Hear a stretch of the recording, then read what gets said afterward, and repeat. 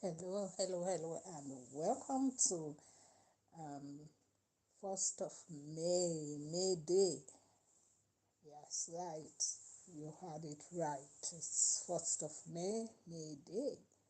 And today is National Day of Prayers. So we thank God for all of your lives, Father, as we come today in front of this um, uh, um, podcast, right? To, sort of recollect what have gone past 3 months since President Trump becomes a president. So for the second time. So what we're going to talk about today. Today is the National Day of Prayer in America. And we will hear President Trump give speech about what he has done so far, though he held a rally yesterday at Michigan. But today, as the National Day of Prayer, is going to talk about it. So I welcome you all to this podcast today, and may God bless you for coming, for turning up, and also please do like, share, and subscribe if this is the first time you've come across this channel. So today I'm using a different camera, and I'm not quite sure how this will work out, and I hope it works out well, because sometimes the cameras just give you headache. But I pray that everything will work well. The Holy Spirit will be here and will direct our path, what we are going to talk about, and we will all receive the blessing that we actually need. Right.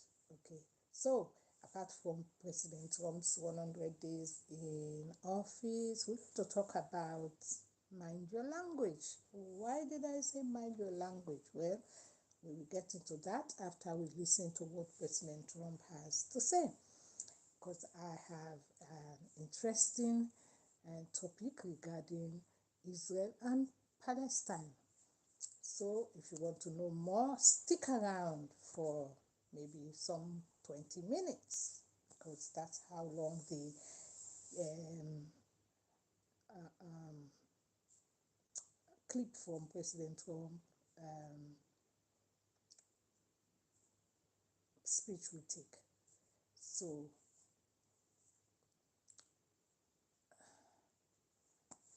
okay, so welcome everybody. Please say hi when you join me. Please say hi when you join me. Right. So where are my people?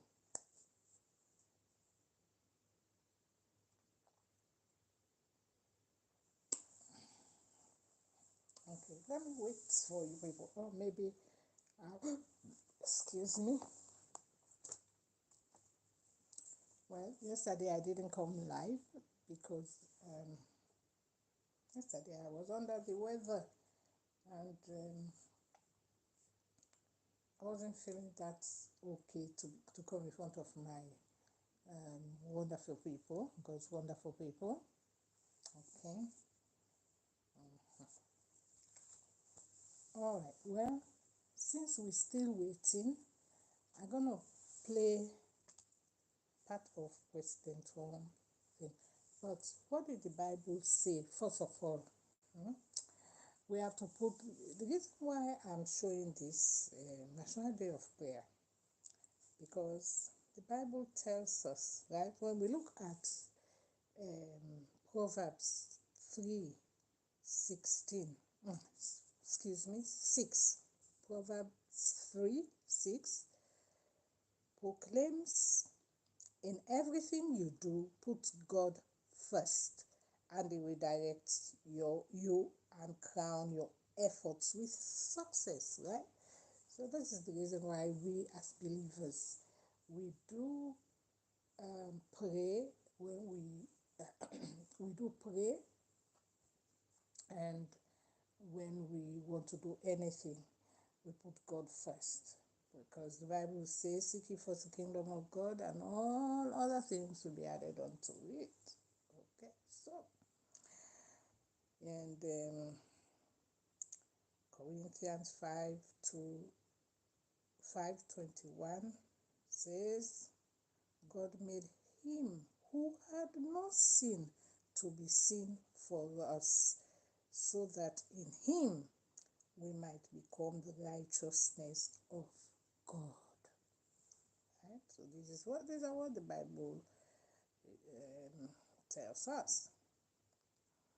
Then we go back to Proverbs, the same Proverbs 6, which says, proclaims, "In everything you do, put God first." I keep repeating that: in everything you do, put God first, right?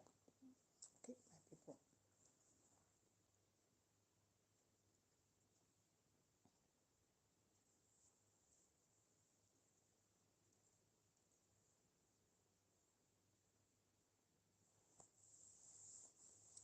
I do hope this camera is working, because it's a new camera. Please forgive me if you are not seeing properly, because this is a new camera. This is another camera from the camera I used to use. Welcome everybody to this podcast today. Well, sometimes you do have, so that everything works well, and sometimes you have a little bit of hiccup. Do please say hi when you come, so I know that you are around. Right. So you almost have seen my title, which says Trump's speech on National Day of Prayers, which is 1st of May. All right. And he's speaking about what he has done throughout his term as three in in 100 days. That is how many 100 days? That's how many months? Almost since January, February, 5 months. 4 or 5 months. Okay. Well, welcome everybody to the live podcast. So let's all come and listen to what President Trump is saying. So I'm going to fix the camera for you so that you listen to what President Trump is saying. Then after that, we'll go into Mind Your Language, which is about Israel and Palestine. What's going on? The language that they are using to describe what's going on. So now, let's try and see how we can get on with that situation while I fix this camera.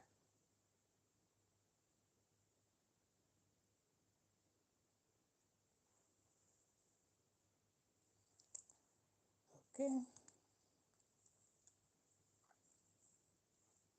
I don't know. So I hope. Where is it?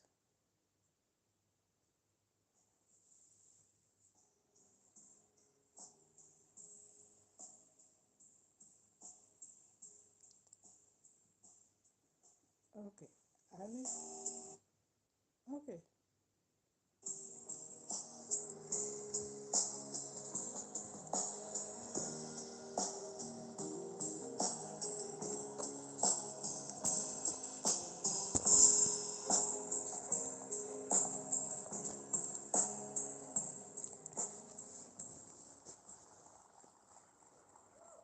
Well, good morning. This is a beautiful day.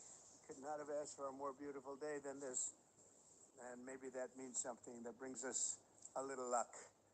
But it's a great honor, and I'm delighted to welcome you to this very special place, the White House, to celebrate the annual National Day of Prayer. And we're doing it up big. This is the first time they've done it this way, and you deserve it. We all deserve the White House. The White House is special. We're bringing back religion in our country, and we're bringing it back quickly and strongly.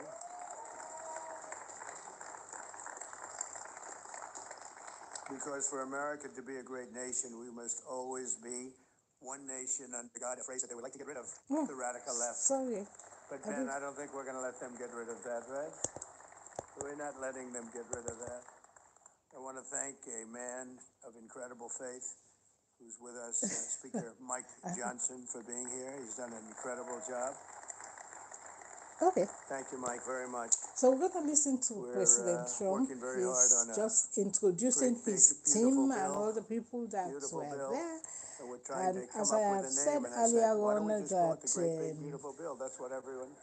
we have So we're to going to put probably God do that. first in anything Because we everyone do. knows what it means. But later today, I'll be going to the University of Alabama to deliver the keynote commencement address It's to a good record news. crowd. They have a big crowd. I guess they have 7 ceremonies.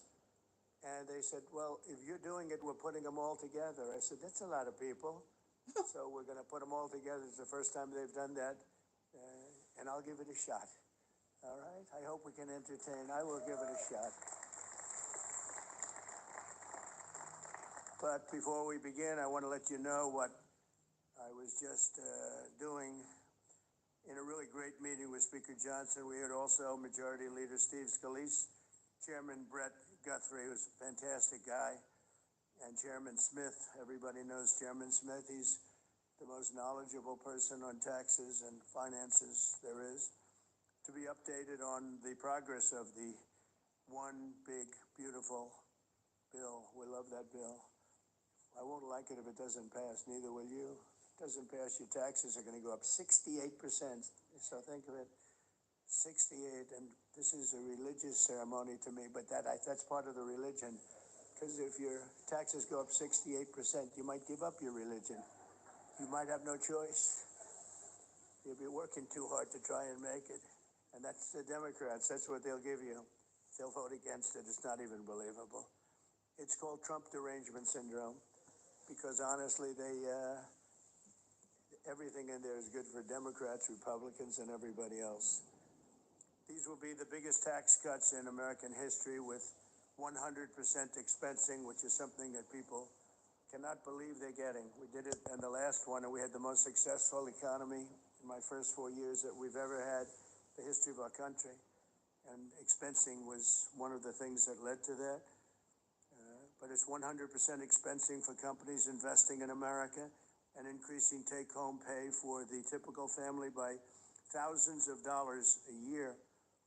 And to show you how middle income this is, there'll be no tax on tips, no tax on overtime, no tax for the great seniors in Social Security. So you have no tax on Social Security for our great seniors. And we have full deduction for interest if you buy a car that's made I in hope the America. You get an Democrats interest are rate listening. deduction. That's going to be it's got to be made in America. If it's not made in America, we really don't care if you buy it or not. But if it's made in America, we want you to buy it. We make the best cars anyway. Things are moving along very well, and I just wanted to say the final details are coming together, and they're coming together rapidly, and I think we're right on schedule, Mike and everyone. And I want to thank you and this group and all of the people that are over there right now, not in the sun. They're working on the bill. It will be the biggest bill ever passed in the history of our Congress, our Senate and Congress. That's a big achievement. One of the things that's very important will be Please saving do Medicaid like for Americans in need. and We will not subscribe let if the this is the Democrats first time destroy it you've and visited all this the channel. waste, fraud, and abuse that they seem to love. And they will decimate Medicaid if they get the chance. We're not going to give them that chance. So just remember, we will be saving Medicaid and strengthening it. It'll be actually very strengthened. And they are going to decimate it. We can't let it happen. And very simply, to finish that, we will make America rich and healthy again. Now, why don't we say rich, healthy, and religious again, okay? Shall I add that for this group? Right, Dan Patrick? Thanks as well to the great people that are here. Pete Hegseth, who's doing a fantastic job. Pete, thank you. Marco Rubio, unbelievable. Unbelievable, Marco. When I have a problem, I call up Marco. He gets it solved. Scott Bessent, he's got a very easy job now. He's negotiating with about 200 countries. Can you handle it? Do you get to sleep at all? He's got phone calls coming in. I was with him before. I had like 30 phone calls. I said, just see me later. They're all calling. Scott Turner, who's doing wonderful work. Recommendation of Ben. Ben, when Ben, recommends you, I have no choice, right? But you're doing great. You're doing great. Attorney General Pam Bondi, she's slightly busy. She's on the busy side with all of the, you have a big assortment of everything when you think of it. She's got every form of crime known to mankind and womankind too. You always have to say that as a politician. But she's doing incredible work. Director of National Intelligence, Tulsi Gabbard. Tulsi, thank you. Good job.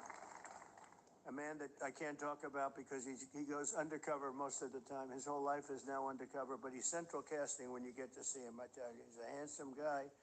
If I was casting a movie for the CIA, I'd put this guy in it. Director of the CIA, John Ratcliffe. Where's John? John, see? He's undercover. He's here, but he's undercover. He's perfect. U.S. Trade Representative, Jameson Greer, another busy one, huh? Jameson, good. And another one who's negotiating along with Scott and Jameson. He's negotiating all the time. He doesn't want to talk about it. He has no life. Howard Lutnick, Commerce. He has no life. And a very special person, friend of mine for a long time, and she's doing an unbelievable job at small business, which is really big business. When you add up all that small business, it's probably the biggest bank in the world. But she is really capable and doing a fantastic job of working with Linda McMahon also on the student loans, getting them paid up. Administrator Kelly Loeffler. Kelly, thank you very much. And we're also joined by some special senators. Roger Marshall. Roger, you are a great guy. Whenever I have a problem, he's calling, sir, don't worry about it. I said, thanks, Roger. It's easy for you to say, Roger. But he always is so good. He's a good man. James Lankford. James, I saw you on television. You were fantastic on television. James was defending me on television, something that's not easy to do, but he did a good job. Thank you, James. And Mark Wayne Mullen. Mark Wayne, where are you? Don't ever fight Mark Wayne. Yep, thank you, Mark Wayne. Don't ever fight him. He was a fighter. And Cindy Hyde-Smith is here. Cindy, hi, Cindy. Wow. And we have thanks, Cindy, you're doing great. I looked at your numbers. You're very popular. You don't need me to go out and campaign with you this year, huh? Isn't that good? Representatives Mark Harris, Mary Miller, Gary Palmer, Marjorie Taylor Greene, Robert Adderholt, Jason Smith, Chris Smith, Tim Walberg, and Josh Brenkeen. Thank you all for being here. And we have some others, but I can't see them. I just cannot see them, so I'm going to get myself in trouble. They'll never vote for me again, Ben. That's the problem. If you don't mention, hi, Mary, but Mary will. Thank you also to Senior Advisor Pastor Paula White, who's been so incredible. She's been right from the beginning, Paula, right? And we had like a 94% poll number, and I think Paula got it more than I got it. She's saying, no, I'm telling you, he's a good person. Well, we don't like him. I'm telling you, he's done more for us than anybody. Oh, okay. And she got us up to about 94%. And my old friends, they couldn't believe that I got that kind of a number with you, understand? But you have done a great job, and Jenny Korn has done an unbelievable job. Jenny? Please do leave comments and let's know what they you're work thinking right out of the about White House. President They've Trump. never done that. That's never been done before. No other president allowed that. I think, they say separation. They say separation between church and state, they told me. I said, all right, let's forget about that for one time. We said, really, the separation? I don't know. Is that a good thing or a bad thing? I'm not sure. But whether there's separation or not, you guys are in the White House where you should be, and you're representing our country, and we're bringing religion back to our country. Hallelujah. And it's a big deal. And I want to say hello, John, the most talented man standing here today. He's one of the most successful artists, and his song is one of the most favored by people of religion. That I can tell you, John. You've done a great job. I always say he's the husband of Paula White, but actually he's very successful. That's always tough to live with, right, John? But not really, because you have an incredible wife that you're proud of, right? Well, that's good. Oh, he just gave her a kiss. That's the first time they've kissed in years. I'm only kidding. Great job, actually. The person that's been with me maybe the longest, and she's been just an incredible person. Never asks for anything, never wants favors, or, gee, could I use your helicopter to get here or there? Is named Alveda King, and she's here someplace. Is that? Hi, Alveda. She was here before it was popular. Before I had record numbers with the black vote. She was here long before I had record numbers, right? Alveda saw something, and yeah, she was here at the very, very beginning when we were polling on the low side with the black population. Now we're setting records with the black population. We got criminal justice reform done. We got the black colleges and universities, you know. I got that finance for. It was a very interesting story because for 2-3 years, I'd see these really great people, like 50 of them, or maybe a little more. They'd come up to Washington looking for money for historically black colleges and universities, and they'd come up, and the first time was okay. I helped them get it. I got it for them, and that was it. Then the next year they came up, and I said, why are you up here? We took care of you. They said, no, they make us come up every year. I said, you got to be kidding. So we took care of them, Speaker. We got them long-term 10-year financing, more money than they were asking for. And I would say, I think I'm the most popular with those 50 people. They like me. They couldn't believe it because they were forced to come out. This for 40 years. Every year they'd come up, you know that, Ben. They'd come up, and some of them became friends of mine because they'd come up looking for money all the time. And I said, we got to get you like some long-term money. And I said to him, the only bad thing is I'll probably never see you again. And largely, but I see a couple of them here, largely that happened. But I took care of them, but they never had to come up. So it was a big thing. It was talked about last night, actually, on television. Today, as the American people turn to God in prayer, we continue a tradition older than our independence itself. Nearly 250 years ago, on June 12th, 1775, the Continental Congress appointed a day of fasting and prayer so that Americans fighting for their liberty could seek the help of the Almighty. And when you look at that, June 12th, 1775, so we have a very, very special day coming up. You know, we have a lot of them during this term. And interestingly, I had none of them had I not had a rigged election. Had the election not been rigged, I would have been out of here. I would have been gone. The radical left would have said, we got rid of him finally. But no, now they have me for another 4 years. We talk about that. And in the other 4 years, you know, I sort of said, I got the Olympics to come in, and I got the World Cup to come in. And I said, you know, the sad part is it's going to be in would be the third term.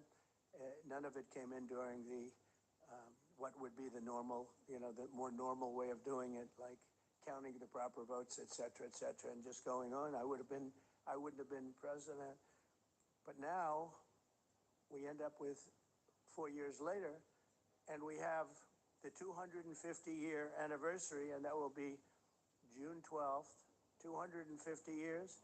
And you have Flag Day, so there's something happening on Flag Day. It's my birthday.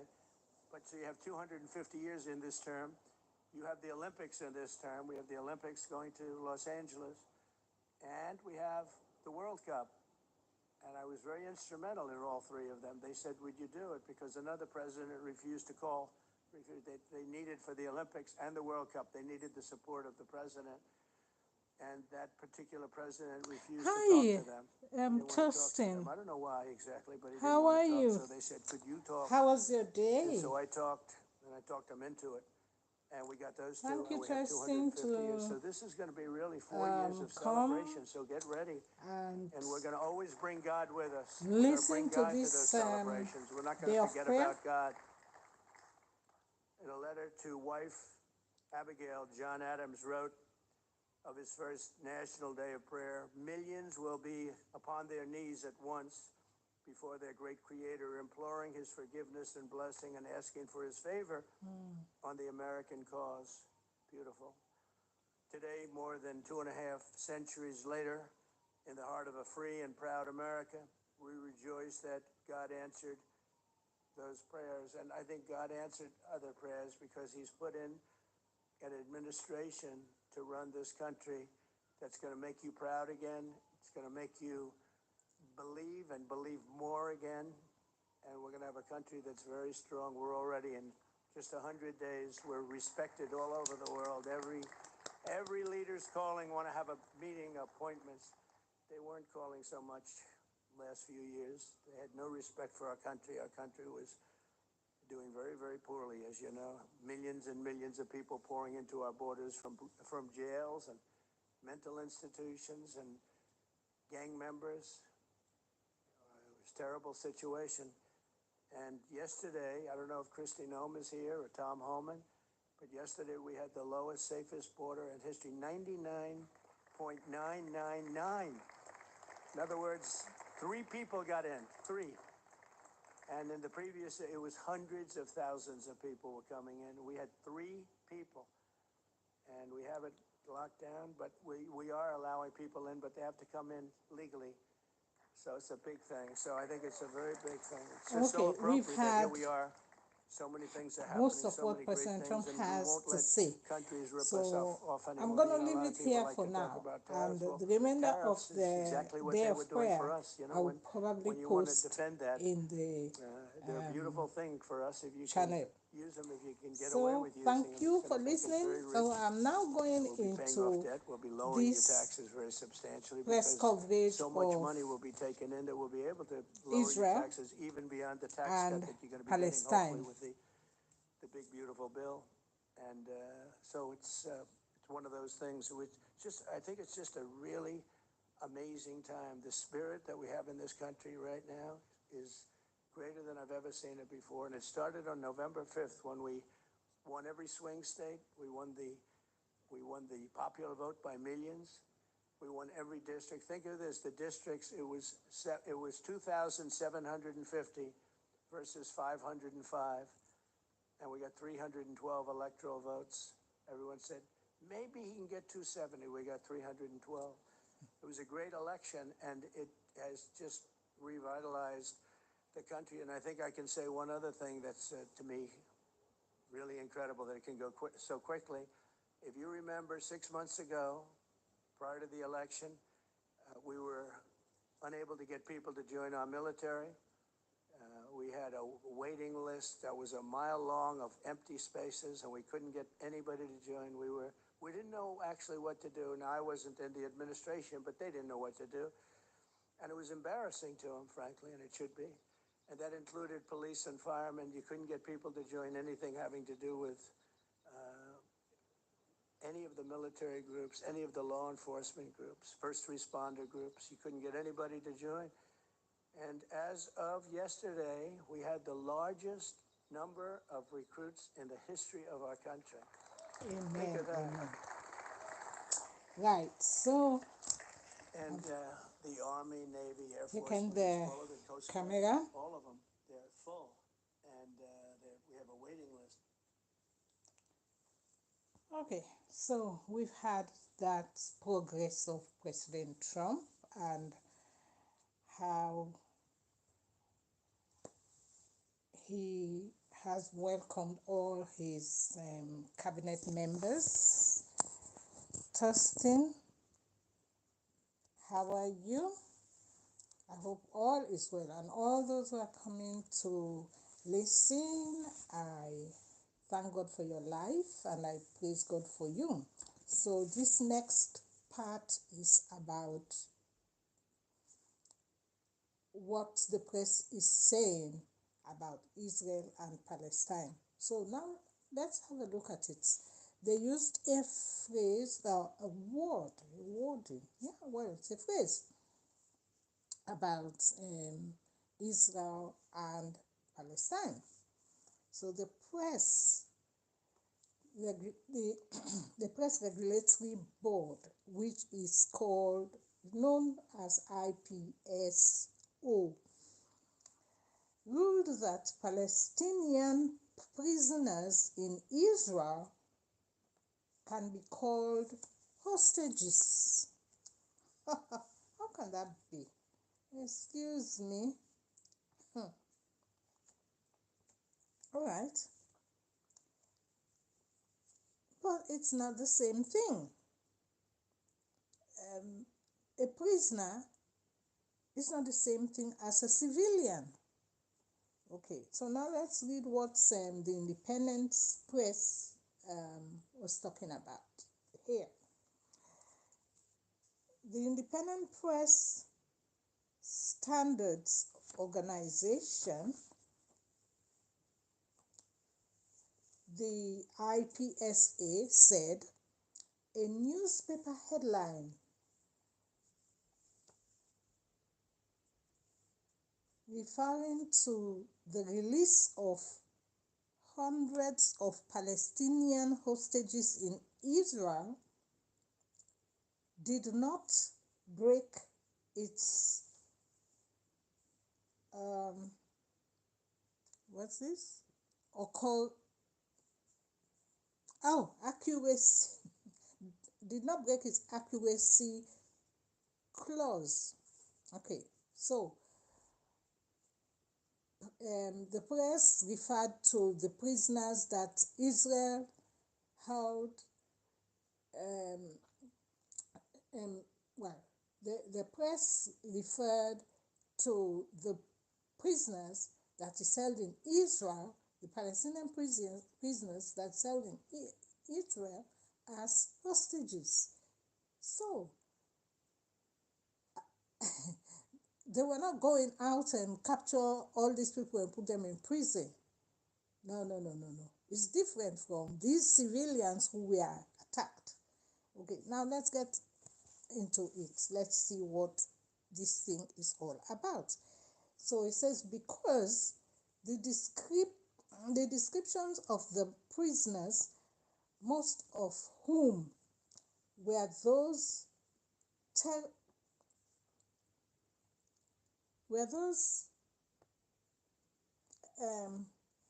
terrorists. Okay, I read it wrongly. Okay, let me get my head together. Right. So it's accuracy clause because the description of the prisoners, most of whom were Hamas terrorists, was subjective when Mr. Levick appealed. Right, Mr. Levick is querying the Independent Press Organization's ruling because he made a complaint that this press turned these Hamas followers, these Hamas members who were held in Israel, these people were attacking civilians, so they were arrested and need to be tried. So the press is saying that the newspaper that called them hostages is not wrong. It hasn't broken any clause. Okay, so please do subscribe to the channel if you're new here, but then listen carefully what this judgment is all about, and you can make your comment. Okay, so Mr. Levitt said it lacks moral footing Israel civilians taken hostage during the October 7 attack in 2023, and Palestinian prisoners, in brackets open, most of whom were, inverted commas, most of whom were members of a prescribed terrorist group and were connected, and they were and they were convicted of violent offenses, said Mr. Levick. Okay, now they were convicted of violent offenses, inverted commas closed, Mr. Levick said. So it's his that is his response to what the Independent Press Organization is saying, when he said that the newspaper did not break any code, any code of conduct or clause, right? So he's now responding, saying, hello, hold on here a minute.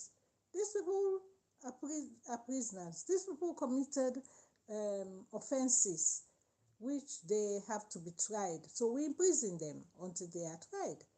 So how come they are in level pegging with innocent civilians who were killed on 20 or killed or taken hostage on the 7th of October 2023? How come you are labeling them as hostages?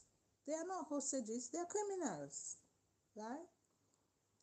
I mean, if an innocent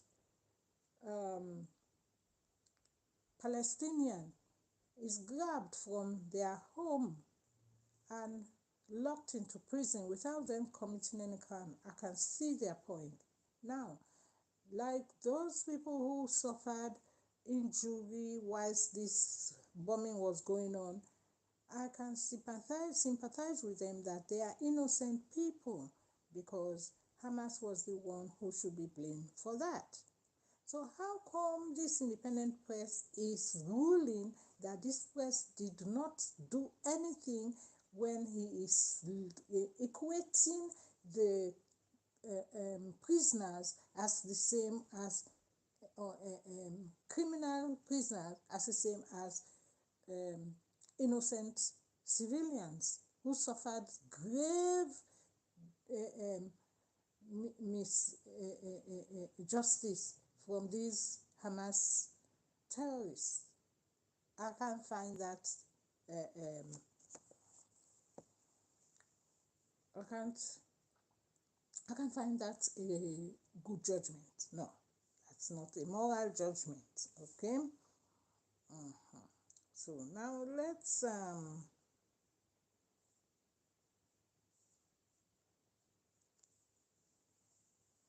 so Mr. Levick is saying in his response that most of the prisoners being referred to had been held in detention without trial after the October 7th attacks, while 36 of them were serving life sentences. Right, you see, they are not innocent. Some of them were tried and they are serving sentences. So how could there be a hostage? When does a criminal who's been convicted become hostage? When? If that is so, all the prisoners that are in all the countries in the world in their prison, they are hostages. So release all of them to society. What is going on with some people in their head, these judges or these people? I don't understand what's going on in their head. Now let's get on with the rest of the story. Mr. Levick said he was um, he was shocked by the IPSO, independent, which means Independent Press, um, Independent Press Organization, right? Uh-huh. So anyone will be shocked. When you hear people say somebody who has committed grievous crime should be a hostage, is a hostage? No. So he said that in his complaint, he referred to the fact that the BBC had been forced to correct its use of the term hostages, when it was referring to Palestinian uh, um, prisoners, and thought the IPSO should should should adjudicate my mouth. The word is too big for my mouth. Should adjudicate fairly, and it's very disappointing, he said. The BBC. Okay, so am I jumping ahead of this this reporting?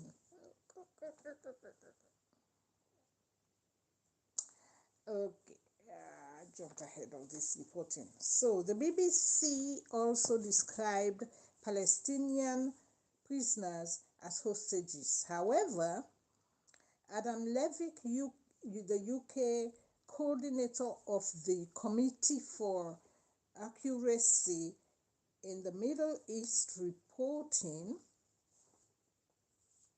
said the description of 369 Palestinians as hostages made in headline in the national, the Scottish newspaper, was a gross misrepresentation. That the headline was a breach of the IPSO editor's code on accuracy, because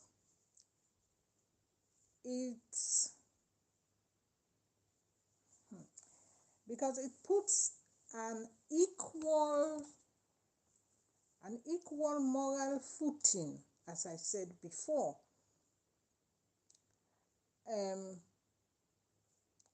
Israel's civilians taken hostages during the October 7 attack in 2023, and Palestinian prisoners in inverted comma open, most of whom were members of a prescribed terrorist group and were convicted of violent offenses, said Mr. Levick. Okay, now I'm going over the same thing because I missed a whole chunk of the report. In this response, that most of the prisoners being referred to had been held in detention without trial after the October 7th attack, while 36 of them were serving life sentences. Mr. Levick said he was shocked by the IPSO decision. He said that in his complaint, he referred to the BBC. Um, he referred he referred to the fact that the BBC had been forced to correct the use of the term hostages. Okay. When it was referring to Palestinian prisoners, and thought the IPSO would adjust, we would not adjust, would adjudicate, this word is too big for my mouth, would adjudicate fairly, inverted commas close. It's very disappointing, said Mr. Levitt. Hello, Nick. Good evening. How are you?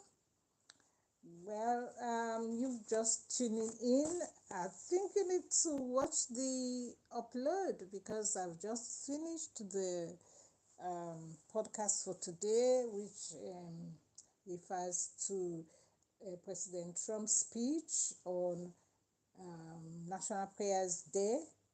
Today is the National Prayers Day, in which he gave speech, introduces most of his team, his front runner teams, and talked about his work that he has done throughout this 100 days. And then I went on to talk about this press. This press never used the correct language, and we all know. I don't know, but I'm not in anybody's side, but I'm not in anybody's side but God's side, and the truth needs to be told.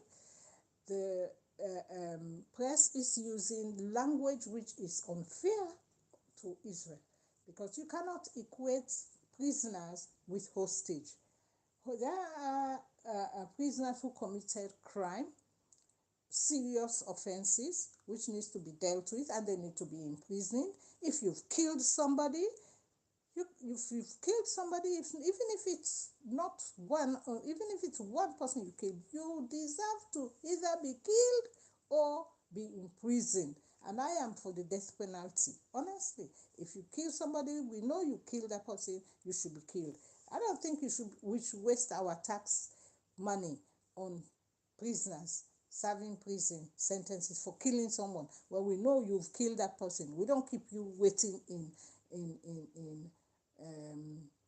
prison, enjoying all the good things in life, watch television, play pools, do sports, eat good food 3 times a day, and get Wi-Fi and all this nonsense. I'm not in favor of that. I'm in favor of the death penalty. You committed a crime which you killed somebody, you take a life, you should forfeit your life too. Why should you be alive when you've taken somebody's life? Why? Why should you be alive and we are feeding you? I'm not in favor of that. So if anyone commits a crime which is grievous, like killing somebody, you need to suffer the same consequences. Anyway, so thank you so much, Tustin. Welcome, and Nick. So I see you all in the next podcast. Till next time, do please share and subscribe if this is the first time you've seen this channel. And also, because that helps and encourages me to come back and bring some more contents for you. And also, love yourself and take care of each other. Love one another. That's the command that God gave to us. And but love God. Put God first. So I love you all. God loves you more. Till next time. Well, God bless you and keep you. Oh, this is the phone that gives me trouble in